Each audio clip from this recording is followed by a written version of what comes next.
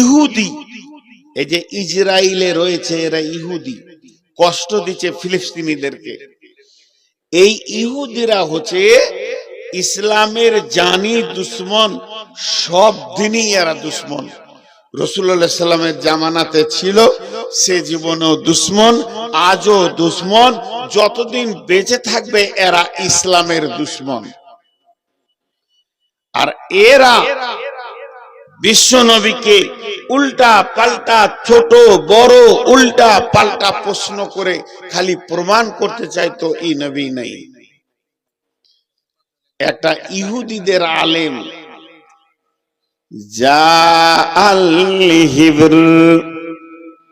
ইহুদিদের আলেম আসলো, ফাসালা রাসূলুল্লাহ সাল্লাল্লাহু আলাইহি ওয়াসাল্লাম। এই আলেমটা এসে বিশ্ব নবীকে প্রশ্ন করলেন। কি প্রশ্ন করলেন? হাল তাদরি কাদরুল্লাহ, এই নবী মুহাম্মদ তুমি কি জানো আল্লাহর ক্ষমতা? ও প্রশ্ন করলো জানার জন্য নয়, ও প্রশ্ন করলো যে আমি রাসূলের কাছ থেকে জানবো এই উদ্দেশ্যে নয়, প্রশ্ন করলো আল্লাহর ক্ষমতা সম্পর্কে। এর মনে হয় জ্ঞান নাই, 40-42 বছরের ছেলে, এর আর কি জ্ঞান থাকবে? আর যখনই কিছু বলতে পারবে না তো আমি একে বেজ্জতি করে দিব, বেজ্জতি করার উদ্দেশ্যে প্রশ্ন করলো। যখনই প্রশ্ন করা শেষ হলো, জিবরাইল আমিন আয়াতগুলো দিয়ে গেলেন, যে আয়াতগুলো আপনাদের সামনে আমি পড়লাম। আল্লাহর নবী শুরু করে দিলেন, বিসমিল্লাহির রহমানির রহিম, ওমা কদরুল্লাহ হাক্কা কদরিহি ওয়াল আরদু জামিআন ক্বাবদাতুহু ইয়াওমাল কিয়ামাতি ওয়াস সামাওয়াতু মাতবিয়াতুন বিয়ামিনিহি সুবহানাহু ওয়া তাআলা আম্মা ইউশরিকুন। ওয়া নুফিকা ফিস সূরি ফাসাইকা মান ফিস সামাওয়াতি ওয়া মান ফিল আরদি সুম্মা নুফিকা ফীহি উখরা ফাইদা হুম কিয়ামুন ইয়ানজুরুন ওয়া আশরাকাতিল আরদু বিনূরি রাব্বিহা ওয়া উযিয়াল কিতাবু ওয়া জিআ বিন নাবিয়িনা ওয়াশ শুহাদাই ওয়া কুদিয়া বাইনাহুম বিল হাক্কি ওয়া হুম লা ইউজলামুন ওয়া উফিয়াত কুল্লু নাফসিন মা আমিলাত ওয়া হুয়া আ'লামু বিমা ইয়াফআলুন। আমি মেন বক্তব্যে চলে এলাম, ভূমিকা বেশি বড় নিলাম না। সুলতানপুরকে কেন্দ্র করে জালসা হচ্ছে, এখানে ডোমপাড়া আছে, এখানে আরো গ্রাম আছে, বহু গ্রামের লোক এসছেন। শুধু আমাকে একটা উদাহরণ আপনাদের সামনে দিই, আয়াতের তর্জমা শুরু করে দিব। একটা উদাহরণ দিব খালি। আল্লাহ তাবারাক ওয়া তাআলা এতগুলো কথা নবী মুহাম্মদকে বললেন যে ইহুদি বেঈমানটাকে তুমি বলো। আর বিশ্ব নবী যখন আয়াতগুলো পড়তে শুরু করেছে, ওর চোখ তখন উপর দিকে উঠে গেছে, বাপরে সুবহানাল্লাহ, বলছে কি এ কথা তো আমিও জানতাম না, এত কথা কেন কোথা পেলে ও? কিন্তু একটা উদাহরণ দিব কোরআনের আয়াত দিয়ে, একটু মনোযোগ, এটা 2 মিনিট লাগবে। আমাদের বাংলা ভাষায় একটা খুব উচ্চ বাংলা আছে, খুব কড়া বাংলা আছে, সাধু ভাষা আছে, বিড়ম্বনা। বিড়ম্বনা এটা হচ্ছে খুব উচ্চ বাংলা। এই বিড়ম্বনার মানে হচ্ছে মন চাইবে না তাও হবে, মন চাইবে না তাও হবে। কিছুগুলো বিড়ম্বনা আল্লাহ আমাদেরকে দিয়েছেন। বিড়ম্বনা এইটা ক্লিয়ার করলে ওই আয়াতটা বুঝতে সুবিধা হবে। কেমন বিড়ম্বনা? আপনার বাড়ি সুলতানপুর, আমি জালসার শেষে বলছি ভাই আপনি আমার সঙ্গে শিরকুন বাজার চলেন, এখানে আপনার স্বাধীনতা আছে, যাব যাব না? আপনি আমাকে জবাব দিলেন আমি যাব না, আমার অসুবিধা আছে, আপনি যান, পরে যাব।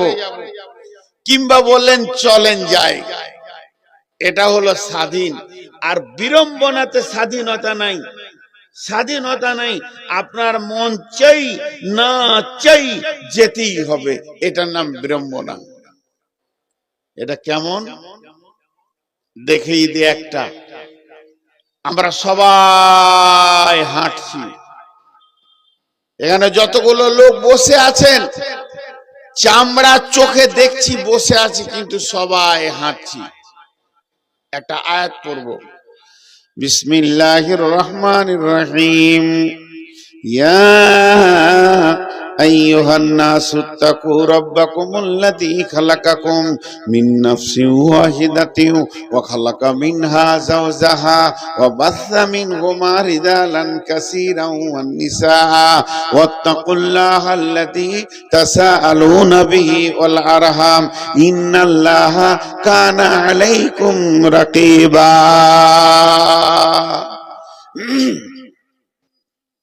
আল্লাহ তাবারাক ওয়া তাআলা বলছেন, এই মানুষ নামে প্রাণীটাকে আমি একটা বানালাম জান্নাতের ভিতরে। যেটাকে বানালাম সেটা মহিলা ছিল না, পুরুষ ছিল। ওর ভিতর থেকে ওর বিবিকে বানালাম, আর এই দুটাকে বানিয়ে আমি একটা মেশিন তৈরি করে নিলাম। এই মেশিনটাতে কি হয়, পৃথিবীতে মানুষ তৈরি হতে থাকে। তাহলে এরা স্বামী স্ত্রী জান্নাতে এক জায়গা হলো, এদেরকে আবার পৃথিবীতে পাঠিয়ে দিলাম। তারপরে এরা এমন মেশিন চালু হলো পৃথিবীতে রেজালান কাসীরা ওয়ান নিসা। আমি প্রথম ছেলে বানিয়েছি দুটা, দুটা থেকে হয়েছে 20টা, 20টা থেকে হয়েছে 100টা। এরপরে আরবের মাটিতে আর নাই, ছড়াতে ছড়াতে ছড়াতে ছড়াতে সারা পৃথিবী মানুষে ভর্তি হয়ে গেছে। এদের দুইটা ক্যাটালগ রয়েছে, একটা হলো মেয়ে মানুষ আর একটা হলো পুরুষ মানুষ। এই দুই মানুষের মেশিন এখনো চালু আছে, আর এদের চালু আছে বলি এটা হতে রয়েছে। কিন্তু তোরা যতই মেশিন চালা আর যত প্রোডাকশন দিবি দে না কেন, আজকের পৃথিবীর বুকে গণনায় বলছে 850 কোটি মানুষ বিচরণ করছে। আর কতগুলো কবরে চলে গেছে, কতগুলো আসবে।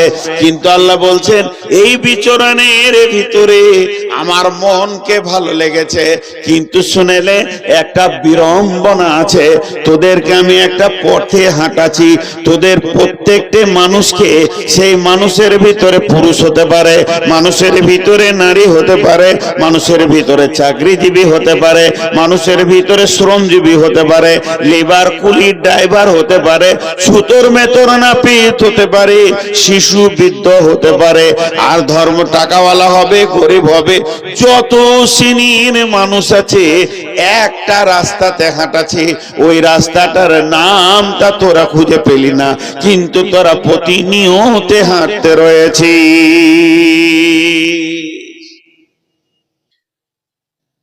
এখন যদি আপনাদেরকে কাগজ কলম দিয়ে আমরা কি করছি না, বসে আছি, চুপ করে বসেছি না হাঁটছেন, এইটা দেখাবো, তাহলে ওই আয়াত কটা আপনার বুঝতে সুবিধা হবে। বিড়ম্বনাটা আগে ক্লিয়ার করে নেন, হাঁটছি কেমন করে। একটা উদাহরণ দিই, এই যে খুঁটিগুলো আপনারা দিয়েছেন, মন দিয়ে শুনবেন, ওই দিকে দেখেন ওই নেট, লাইলনের নেট দিয়ে জমিটাকে ঘেরেছে ওর ফসলকে রাখার লেগে। এইরকম নেট যদি গোটা স্টেজটা দেয়া হতো আর চারিদিক থেকে সিলিয়ে সিলিয়ে সিলিয়ে সিলিয়ে টান করে দেয়া হতো, তো নেটটা দেখতে বড় সুন্দর লাগতো। ধ্যান দিয়ে শুনলেন আমার উদাহরণে গোটা আয়াতটা ঢুকে যাবে, একটা উদাহরণে একটা আয়াত ঢুকবে। এবার নেটটাকে যখন টান করে বেঁধে দিলেন তো দেখতে ভালো লাগছে। এই ভালো লাগার উপরে যদি আপনি সাইকেলের বল বা গুলি, যে লোহার বলগুলো থাকে সাইকেলে বেয়ারিং এ থাকে, এই বল অসংখ্য নিয়ে সে নেটের উপরে দিয়ে দেন, নেটটা দেখতে ভালো লাগবে। উপর থেকে লাইট দেন, আরো ভালো লাগবে। কিন্তু নেটের মধ্যখানে, ধ্যান দিয়ে শুনবেন, ধ্যান সরে গেলে বুঝতে পারবেন না, নেটের মধ্যখানে নিচের দিক থেকে চিমটি দিয়ে একটা ইটকে ঝুলিয়ে দিলেন, ওখানটা ঢাল হয়ে গেল, ওখানে একটা ফুটো করে দেন। যখনই ফুটোটা আপনি করে দেবেন, এই বলগুলো যে যেখানেই আছে ওই দিকে দৌড়বে, ওই ঢালের দিকে দৌড়বে। একটা একটা একটা একটা একটা একটা করে পড়বে, পড়তে পড়তে একদিন নেটে বল আর থাকবে না।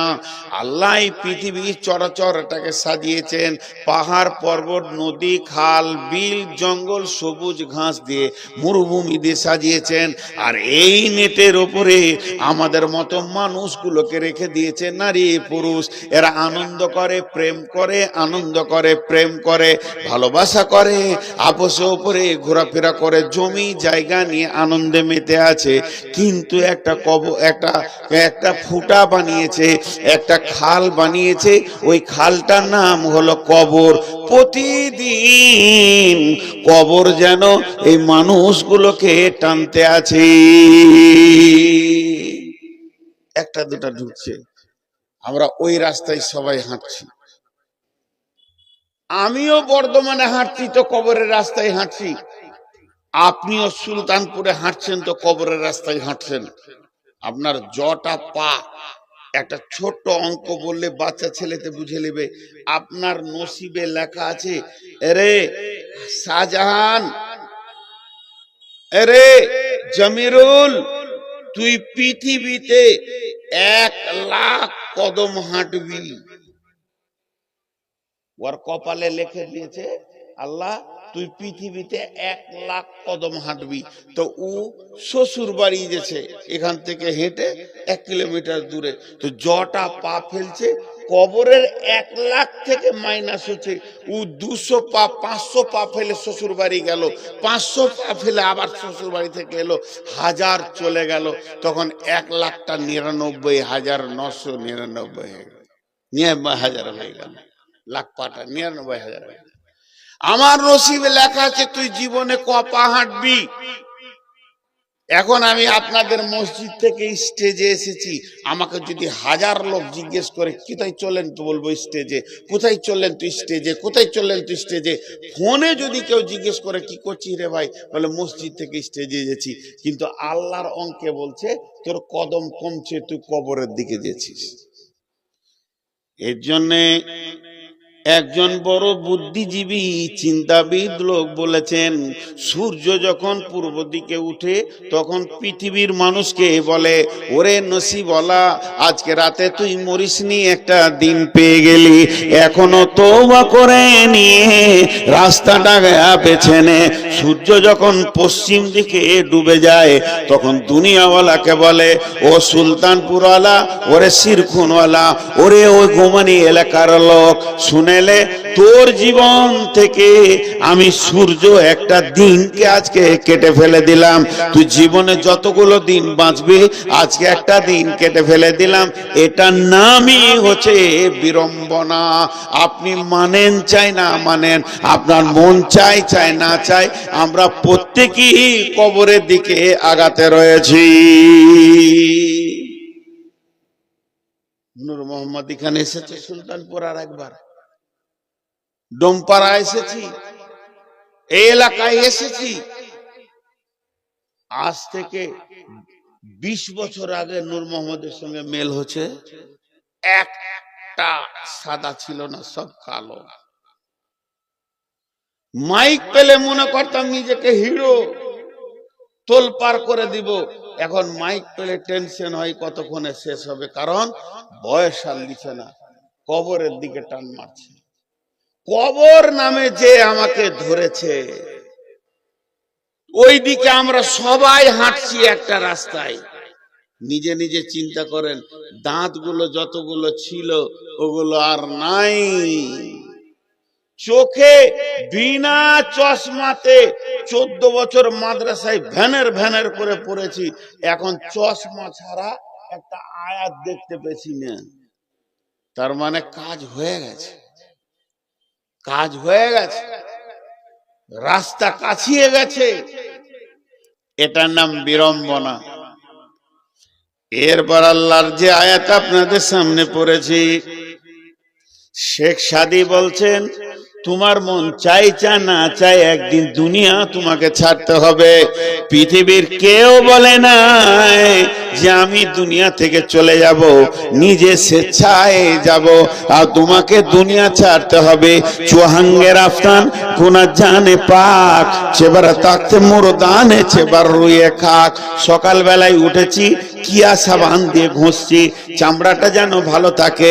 এরপরে বডি লোশন নিচ্ছি, তারপরে আর কিছু নিচ্ছি, তারপরে শ্যাম্পু নিলাম। এতগুলা নিয়ে আমার মন ভরল না।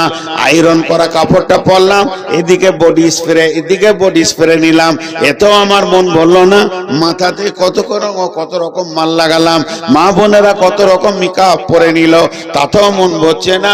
আবার খানিকটা আতর নিয়ে দাড়িতে মুখে মেনে কানে নিয়ে নিলাম। এইভাবে ঘুরছি।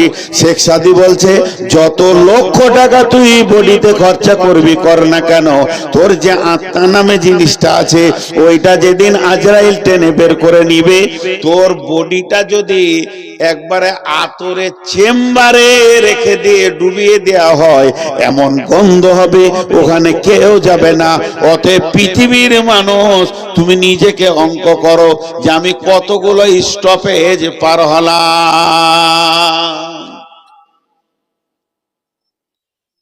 আমার কাছে যে ডেট নিয়েছে সুলতানপুরে, ডেট নিয়ে তো চুপ করে বসে থাকেনি। দুদিন আগে ফোন করেছে, আজকে ফোন করেছে, কোথায় আছে? তবে দুলিয়ানে আছে। গতকালকে জালসা ছিল লালমাটি, ইসলামপুরে আছে।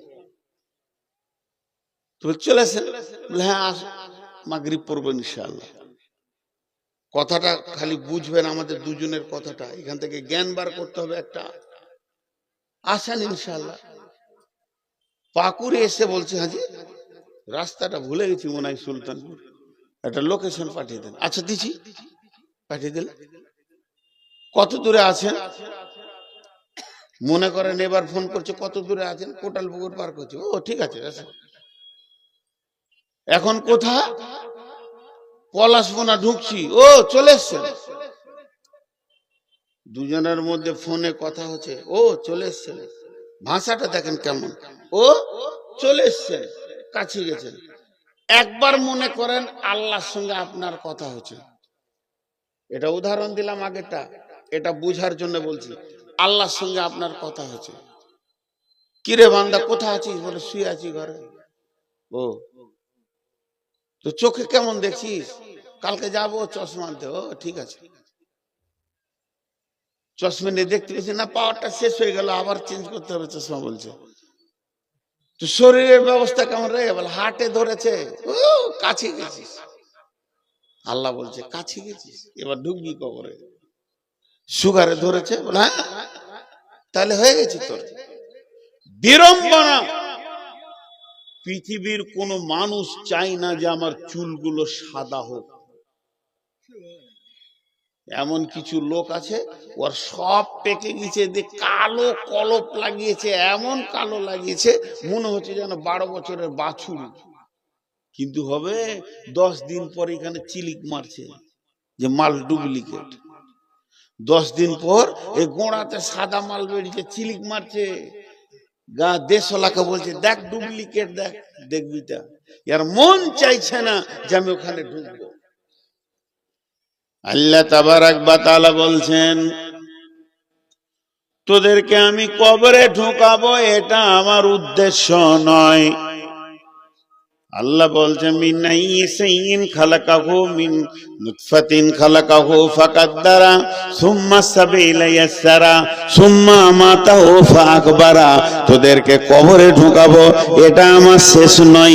ওখানে জমা করব, জমা করতে করতে করতে পৃথিবীর সবগুলোকে ওখানে জমা করব, তারপরে একসঙ্গে কিয়ামতে তুলব। আমি হজের ট্রাভেলসের কাজ করি, হজ উমরায় লোক আমার সঙ্গে যায়। যখন গাদা লোক হয়ে যায় কি করি, ওদেরকে কলকাতা ঠিকানা দিই না। 2 বছর 3 বছর করেছি। হ্যালো, কোথা বাড়ি? জি ঘুমানি। হ্যাঁ হাজি সাহেব আপনি 12 তারিখে সকালবেলায় বর্ধমান নূর মসজিদে চলে আসেন। মসজিদের একটা নাম দিয়ে দিলাম। দিনাজপুর থেকে হ্যালো হাজি সাহেব 12 তারিখে চলে আসেন বর্ধমানে। কলকাতা না, কলকাতা যেতে হবে না, সবটি বর্ধমানে জোগাড় করছি।